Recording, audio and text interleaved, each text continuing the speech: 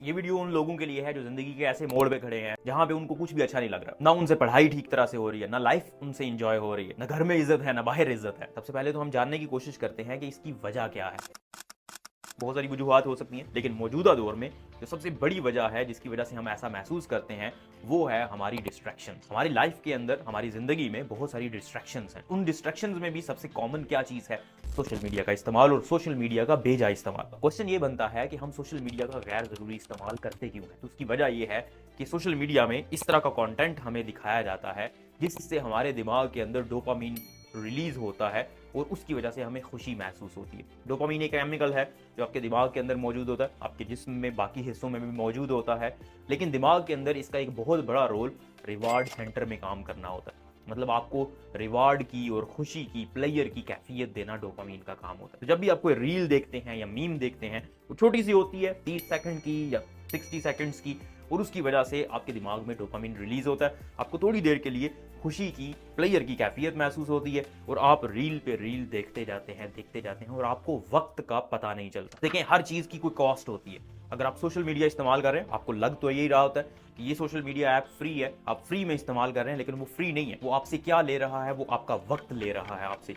और उससे भी बढ़ के आपकी अटेंशन ले रहा है। आपका अटेंशन बाकी चीजों की तरफ, ध्यान आपका कम हो जाता है। इसी को डिस्ट्रैक्शन कहते हैं। अब इससे बचने के लिए आप क्या कर सकते हैं ताकि आप अपनी लाइफ में, आप अपने प्रेजेंट में मौजूद हों? जब आप कोई काम कर रहे हैं तो आपका फोकस उस काम के ऊपर हो, ना कि आपके पास्ट के ऊपर या फ्यूचर के ऊपर या फिर सोशल मीडिया के अंदर हो। तो इसके लिए एक टर्म इस्तेमाल की जाती है जिसको डोपामीन डिटॉक्स कहते हैं। डोपामीन डिटॉक्स का मतलब ये कि आपने अपने दिमाग से डोपामीन को कम कर देना है। लेकिन ये टर्म ठीक नहीं है। डोपामीन को आप अपने जिस्म से खत्म नहीं कर सकते और ना ही करना चाहिए। अगर आप अपने जिस्म से, अपने दिमाग से डोपामीन को कम कर देंगे, और कुछ बीमारियों में ये होता भी है, तो उससे आपको फायदा नहीं बल्कि नुकसान होगा। ये जितने भी डिप्रेशन के मरीज होते हैं उनमें डोपामीन की कमी होती है, उनमें डोपामीन उस तरह से रिलीज नहीं होता। इसका मतलब ये कि डोपामीन हमें चाहिए होता है। हाँ, जो उसकी अननेसेसरी स्पाइक्स होती हैं वो हमारे लिए फायदेमंद नहीं है, उनसे हमने बचना है। और वो अननेसेसरी जो स्पाइक्स उसकी आती हैं, जो डोपामीन रिलीज होता है गैर जरूरी तौर पे, वो क्या चीजें हैं?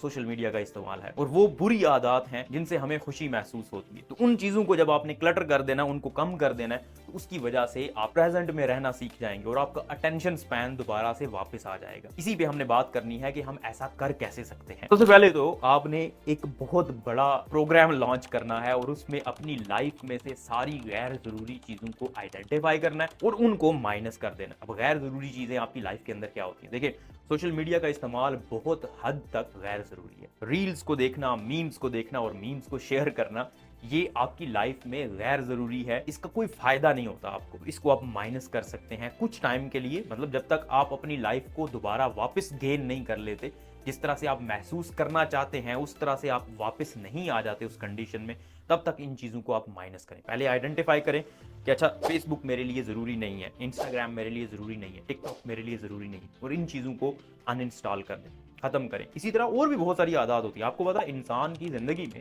एक दिन के अंदर आपकी जितनी भी एक्टिविटीज होती हैं, जितने भी काम आप कर रहे होते हैं, उनमें से 40 से 50% काम ऐसे होते हैं जो सिर्फ आप अपनी आदत की बेस पे कर रहे होते हैं। मतलब वो आपकी आदत होती है, आप सोच नहीं रहे होते, बस वो काम कर रहे होते हैं। जैसे सुबह सुबह आप उठते हैं तो उठते साथ ही आप टॉयलेट में चले जाते हैं। आप सोचते नहीं है कि मैंने टॉयलेट में जाना है, लेकिन आप टॉयलेट में होते हैं। इसी तरह टॉयलेट के अंदर या वॉशरूम के अंदर आप अपने दांत ब्रश कर रहे होते हैं, आप सोच नहीं रहे होते कि मैं दांत ब्रश कर रहा हूँ, but you are doing it. तो ये सारी आदत होती हैं, और 40 से 50% तक हमारी आदत ही होती हैं जो हम रिपीट कर रहे होते हैं। और उनमें से बहुत सारी चीज़ें होती हैं जो फायदेमंद होती हैं, लेकिन बहुत सारी ऐसी चीज़ें भी होती हैं जिनकी हमें ज़रूरत नहीं होती। वो आपने उन चीज़ों को आइडेंटिफाई करना है और उनको ख़त्म कर देना है, अपनी लाइफ से माइनस कर देना है कि मैंने ये काम करने ही नहीं है। ये काम बहुत आसान है, मतलब आइडेंटिफाई करना कि कौन सी चीज़ें हैं जो मुझे नुकसान पहुंचा रही हैं, ये सबको पता होती है, और इनको माइनस भी आप कर सकते हैं। लेकिन प्रॉब्लम ये है कि जब आप इनको माइनस करते हैं, फॉर एग्जाम्पल आप पूरे दिन के अंदर 6 घंटे या 7 घंटे टिकटॉक देखते हैं, अब वो 6-7 घंटे आपके पास मौजूद हैं और आप टिकटॉक नहीं देख रहे, तो फिर आप क्या करेंगे? वो जो गैप बन गया है उसको फिल करना जरूरी है। दूसरा स्टेप यही है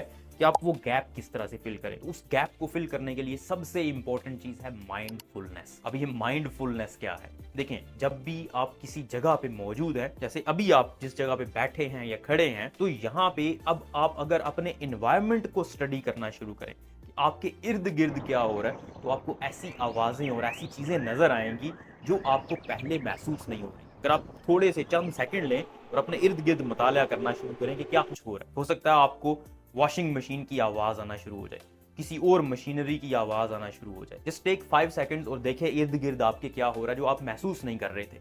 इसे माइंडफुलनेस कहते हैं। जब आप कोई काम कर रहे हैं तो उस काम में तवज्जो देना, ना कि आप पास्ट का या फ्यूचर का या किसी और चीज का सोचें। जैसे आप कपड़े धो रहे हैं तो कपड़ों के ऊपर फोकस करें कि ये कौन सा कपड़ा है, उसका टेक्सचर किस तरह का है, कलर किस तरह का है। डिटर्जेंट कोई पड़ा हुआ है तो उसकी स्मेल किस तरह की आ रही है। खाना बना रहे हैं या खाना खा रहे हैं तो खाने के ऊपर थोड़ा फोकस करें कि रोटी किस तरह की है, सालन किस तरह का है, उसका टेस्ट किस तरह का है। इन चीजों के ऊपर फोकस करें, ना कि आपके माइंड में बहुत सारे फ्लाइट ऑफ आइडियाज आ रहे हो, कोई इधर की सोच आ रही हो, कोई उधर की सोच आ रही हो। इससे वो गैप फिल हो जाएगा जो आपको सोशल मीडिया कट डाउन करने से मिलेगा। ये एक बहुत बड़ी चीज है। जब आप कोई भी बुरी आदत को छोड़ते हैं या सोशल मीडिया या किसी भी चीज को छोड़ते हैं तो उस गैप को फिल करने के लिए आपको कोई और एक्टिविटी की जरूरत होती है। तो जब आप माइंडफुलनेस को लेकर आएंगे तो साथ में कुछ और अच्छी आदत डेवलप कर लेंगे तो आपको उस सोशल मीडिया के इस्तेमाल की वो चीजें जो आपने खत्म कर दी हैं उनकी कमी महसूस नहीं होगी या बहुत ज्यादा कमी महसूस नहीं होगी। फिर आ जाता है तीसरा स्टेप। ये काम जब आपने सोशल मीडिया और बाकी गैर जरूरी चीजों को खत्म कर दिया, ये काम आपने एटलीस्ट 1 हफ्ता या 2 हफ्ते तक के लिए करना है। फिर उसके बाद अब देखें सोशल मीडिया का जमाना है, हर कोई सोशल मीडिया इस्तेमाल करता है,